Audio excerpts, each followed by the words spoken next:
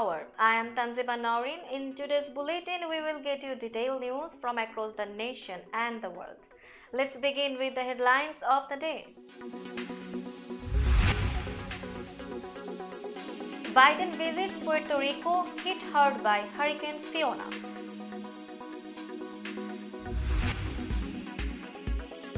Feds vow major aid for Hurricane Ian victims amid rescues.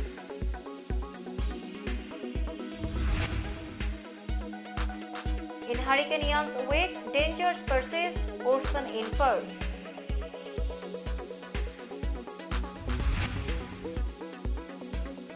Chinese billionaire Richard Liu settles US rape allegation.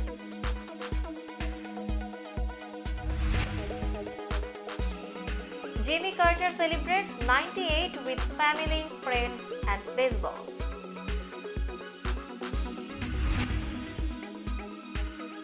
Venezuela sweeps 7 jailed Americans for Maduro relatives.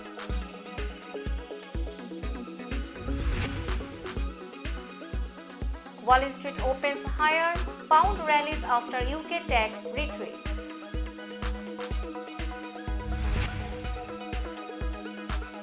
Hurricane Orlan roars toward Mexico's Pacific coast.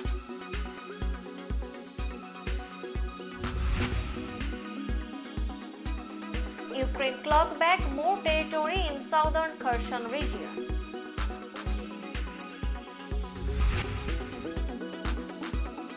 Indonesia police chief, others removed over soccer disaster.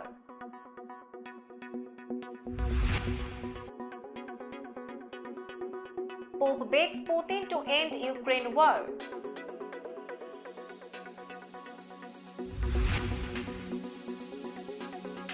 King Charles III in first engagement since Queen's death.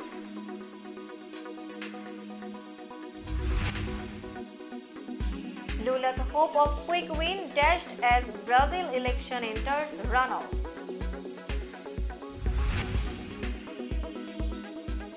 Swedish geneticist Svante Pääbo wins Nobel Prize in Medicine. Iran's supreme leader breaks silence on protests, blames US.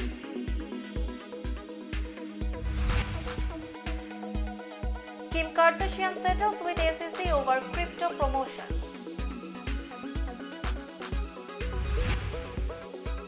And Braves sweep Mets take 2-game lead in East with 3 remaining.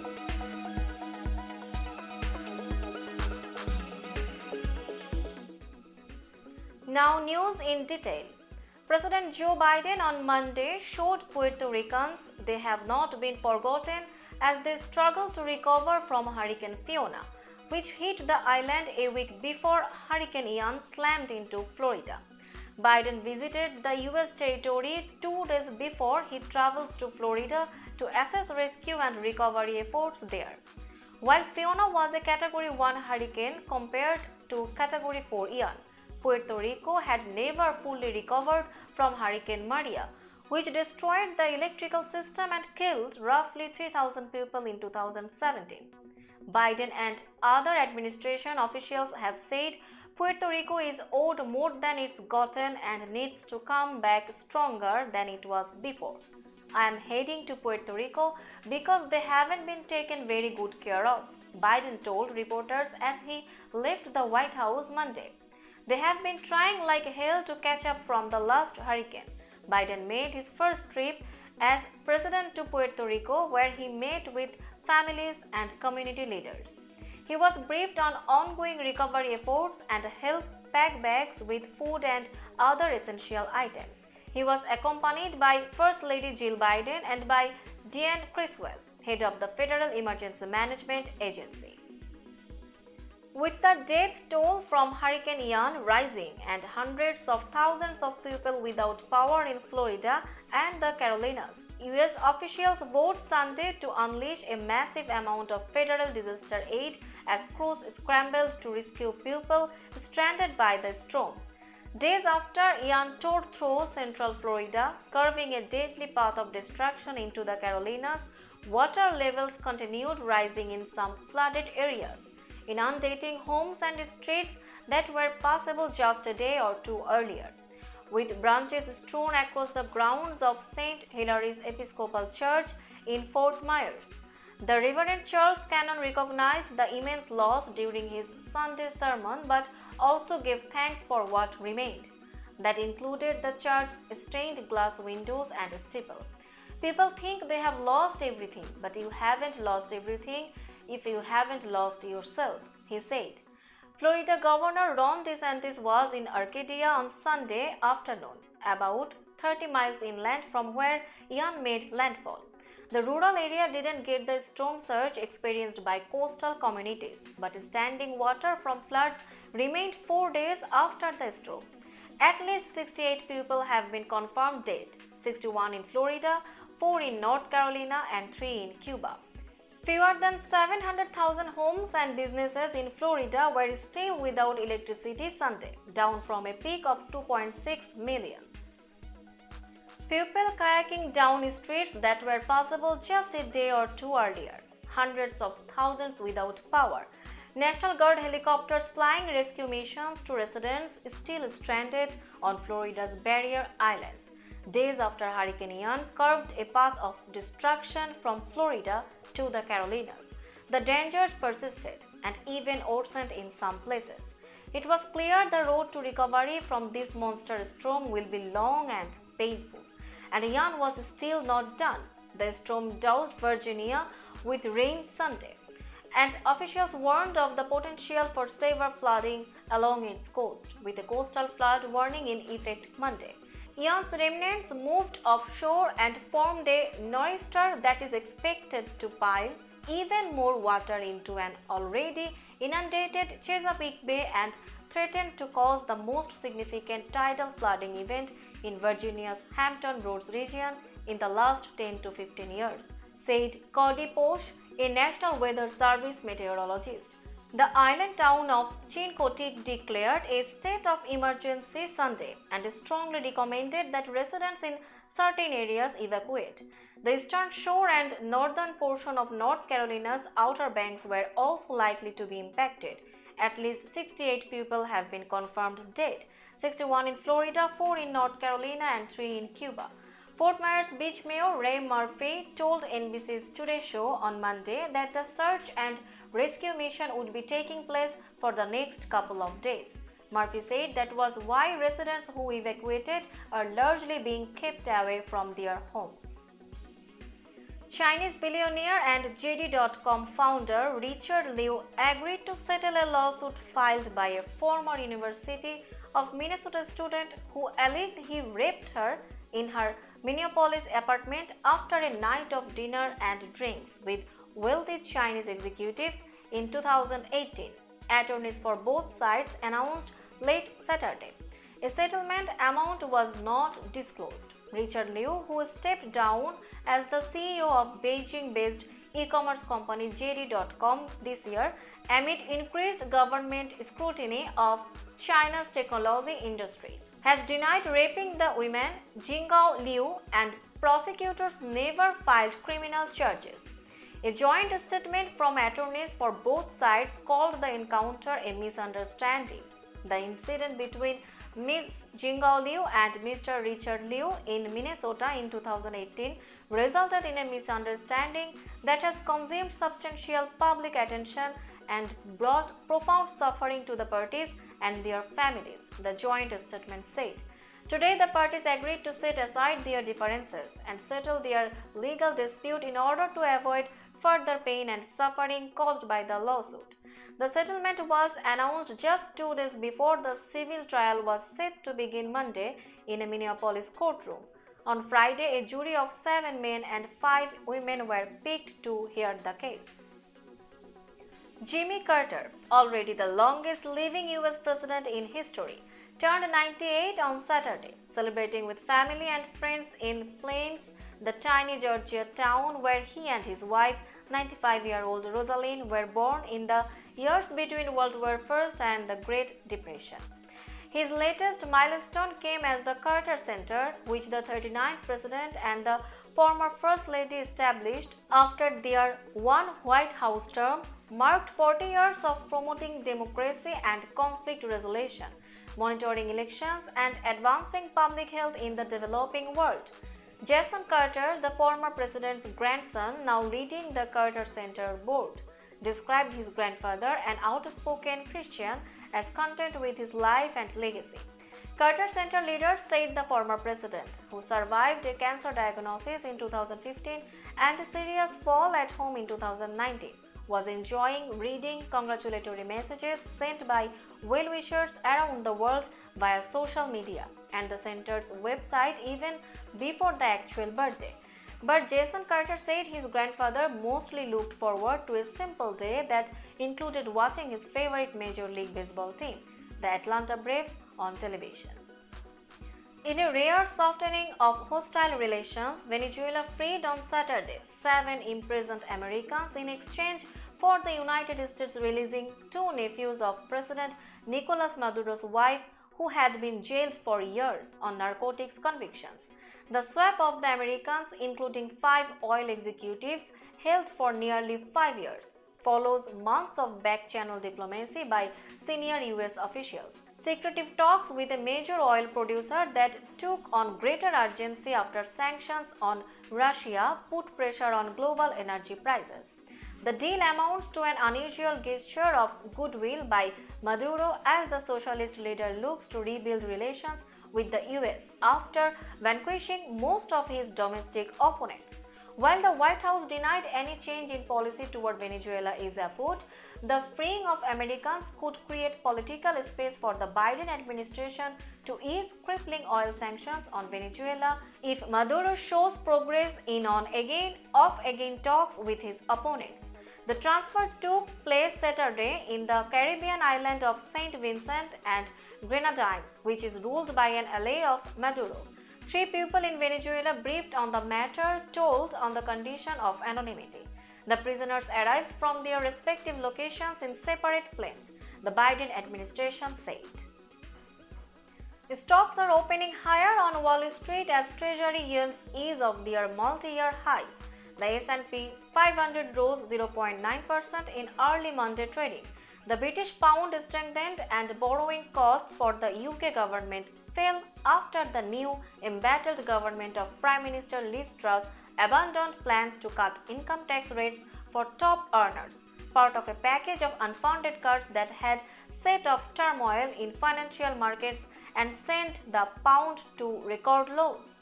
Crude oil prices were sharply higher ahead of a meeting this week of OPEC+. The oil cartel is expected to announce production cuts. Now it's time for global updates. Hurricane Orlando swept toward landfall on Mexico's Pacific coast near the tourist town of Mazatlan on Monday. Orlando lost some strength after roaring over the Islas Maria, a former prison colony being developed as a tourist draw. The main island is sparsely populated, mainly by government employees, and most buildings there are made of brick or concrete. The hurricane's winds slipped back to 100 mph early Monday, according to the US National Hurricane Center. Authorities along the coast suspended classes, closed seaports, and set up shelters, and rain was falling in Mazatlan. By Monday morning, Orlando was centered about 75 miles south of Mazatlan and was headed north at 9 mph. A hurricane warning was in effect from San Blas to Mazatlan. The government of Jalisco State, where Puerto Vallarta is located, suspended classes Monday in towns and cities along the coast. In Sinaloa, where Mazatlan is located, some emergency shelters were opened. Ukrainian troops pushed forward Monday with their offensive that has embarrassed Moscow, with Kiev officials and foreign observers hinting at new gains in the strategic southern region of Kherson that the Kremlin wants to annex. Kherson has been one of the toughest battlefields for the Ukrainians, with slower progress when compared with Ukraine's breakout offensive around the country's second largest city of Kharkiv in the northeast that began last month. Kherson is one of the 4 regions illegally annexed by Moscow last week after a referendum orchestrated by the Kremlin. The lower house of the Kremlin-controlled parliament ratified the treaties Monday, and the upper house will follow on Tuesday. Kremlin spokesman Dmitry Peskov said Monday that 2 of those regions, Donetsk and Luhansk, are joining Russia with their administrative borders that existed before a conflict erupted there in 2014 between pro-Russian separatists and Ukrainian forces. He noted that the issue of the borders of the 2 other regions, Zaporizhia and Kherson, remains open. We will continue to discuss that with residents of those regions, Peskov said in a conference call with reporters. He did not provide additional details. Indonesian police said they were investigating over a dozen officers responsible for firing tear gas that set off a crash that killed 125 people at a soccer match, as families and friends grieved Monday for the victims that included 17 children. Distraught family members were struggling to comprehend the sudden loss of loved ones at the match in East Java's Malang city that was watched only by hometown Arema FC fans. The organizer had banned visiting Persebaya Surabaya's supporters due to Indonesia's history of violent soccer rivalries. The crash was among the world's deadliest disasters at a sporting event. Witnesses said fans flooded the pitch and demanded that Arema management explain why, after 23 years of undefeated home matches against Persebaya, Saturday nights ended in a 3-2 defeat. Some of the 42,000 Arema fans threw bottles and other objects at players and soccer officials. At least 5 police vehicles were toppled and set ablaze outside the stadium, but most of the deaths occurred when riot police, trying to stop the violence, fired tear gas, including toward the spectator stands, triggering the disastrous crash of fans making a panicked, chaotic run for the exits. Most of the 125 people who died were trampled upon or suffocated. At least 17 children were among the dead and 7 were being treated in hospitals, the Ministry of Women's Empowerment and Child Protection said. Police said 323 people overall were injured in the crash, some of them still in critical condition. National Police spokesperson Dede Prasetyo said in a news conference that 18 officers responsible for firing tear gas, ranging from middle to high ranking, were being investigated along with internal matters related to security management. Pope Francis for the first time directly begged Russian President Vladimir Putin to stop the spiral of violence and death in Ukraine, saying that the crisis was risking a nuclear escalation with uncontrollable global consequences. Francis also condemned Putin's latest annexation of parts of Ukraine as being against international law. He was making an urgent appeal in the name of God for an end to the conflict and said it was absurd that the world was risking a nuclear conflict. My appeal goes above all to the President of the Russian Federation, begging him to stop this spiral of violence and death, even out of love for his own people, Francis said. On the other side, pained by the enormous suffering of the Ukrainian population following the aggression it suffered, I address an equally hopeful appeal to President of Ukraine, Vladimir Zelensky, to be open to a serious peace proposal, he said. Francis later tweeted both the appeals to the two leaders in Russian and Ukrainian. His speech comes 2 days after Putin proclaimed the annexation of nearly a fifth of Ukraine. King Charles III and his wife Camilla, the Queen Consort, visited Scotland Monday in their first joint public engagement since the royal mourning period to remember Queen Elizabeth ended. Hundreds turned out on the streets of Dunfermline in Fife, north of Edinburgh, hoping to get a glimpse of the new monarch. Charles, who wore a kilt for the visit, and spent time shaking hands with well-wishers after he greeted Scottish First Minister Nicola Sturgeon and other leaders. The royal couple were visiting to formally give city status to Dunfermline, the birthplace of another King Charles, Charles I, who reigned in the 17th century before his execution, was the last British monarch born in Scotland. Dunfermline was among 8 towns that own city status as part of Platinum Jubilee celebrations earlier this year to mark Elizabeth's 70 years on the throne. There could be no more fitting way to mark my beloved mother's extraordinary life of service than by granting this honor to a place made famous by its own long and distinguished history, and by the indispensable role it has played in the life of our country, Charles said in a speech. Charles, 73 years old, became sovereign immediately upon the death of his mother Elizabeth in Balmoral Castle, Scotland, on September 8. Britain held 10 days of national mourning, while the royal family extended the mourning period for a week after the Queen's funeral on September 19. The second round of Brazil's presidential campaign kicked off Monday after right-wing President Jair Bolsonaro outperformed polling and robbed leftist former President Luiz Inácio Lula da Silva of an outright victory in the first round of voting. The unexpectedly strong showing by Bolsonaro on Sunday dashed hopes for a quick resolution to the deeply polarized election in the world's fourth largest democracy. With 99.9% of electronic votes counted, Lula had taken 48.4% of votes versus 43.2% for Bolsonaro.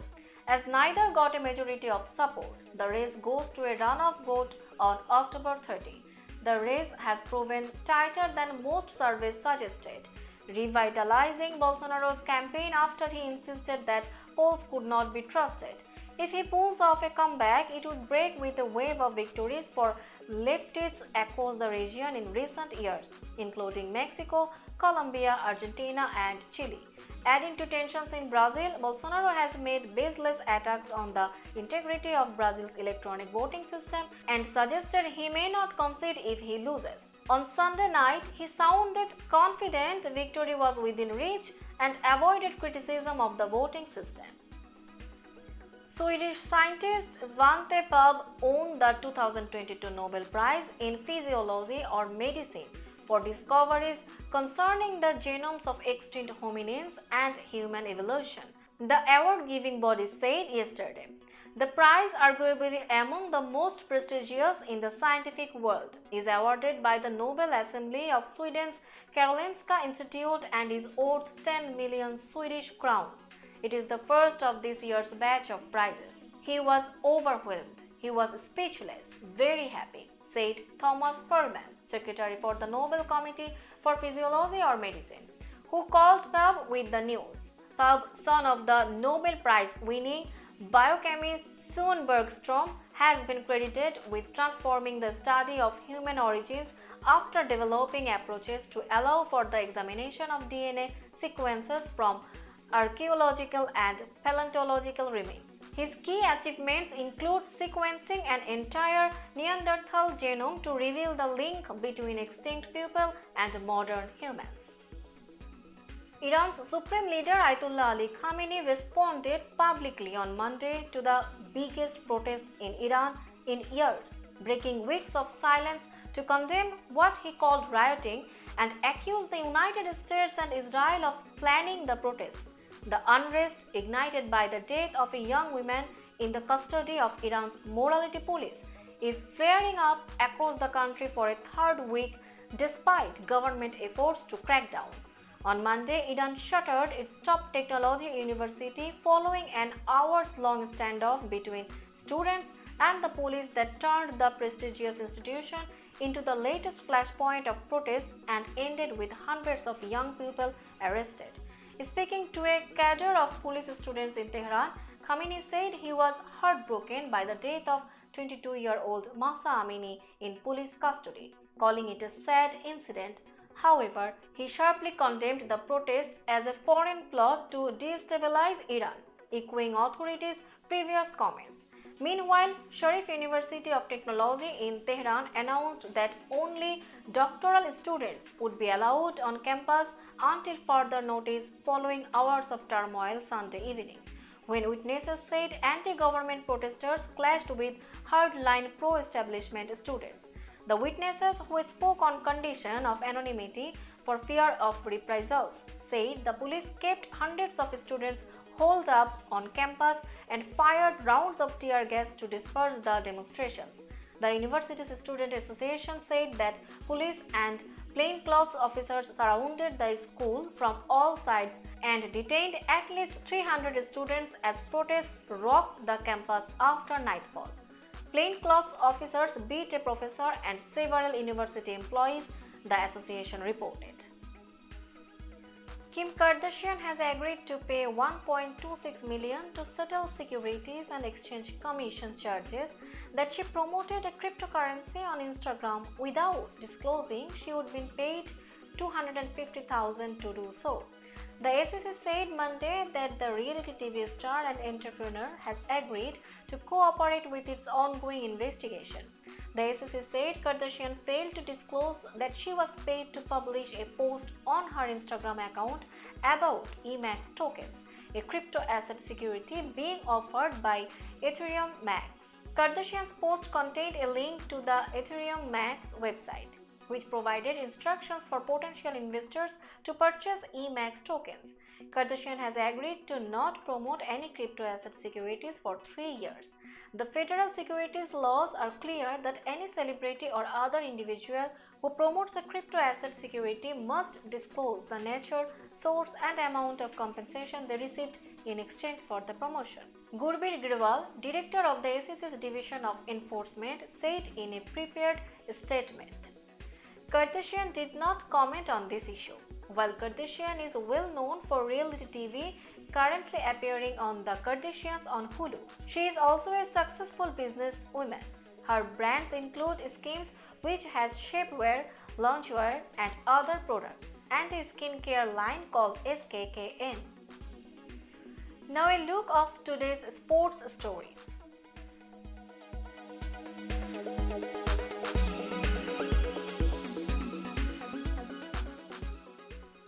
Matt also knew the Atlanta Braves were too talented to stay in a season-long slump.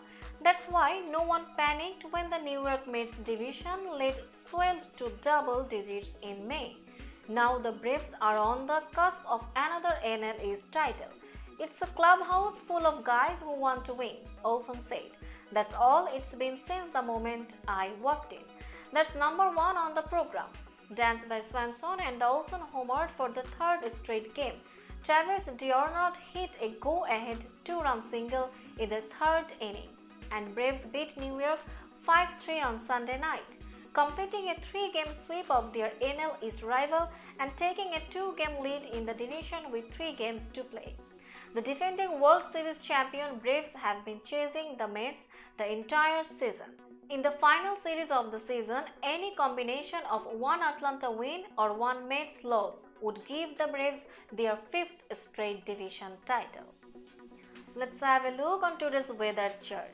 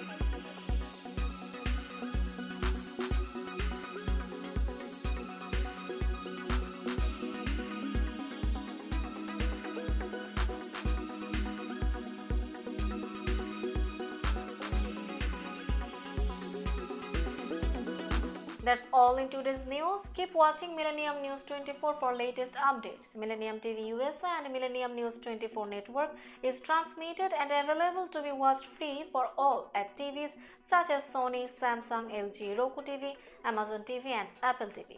And also in all European countries and Australia available with Sky Network, Worldwide Jago TV, Radiant IPTV, Worldwide Jago BD Network and Horizon Satellite globally. Stay connected with us for all types of informative and entertainment programs. Thank you.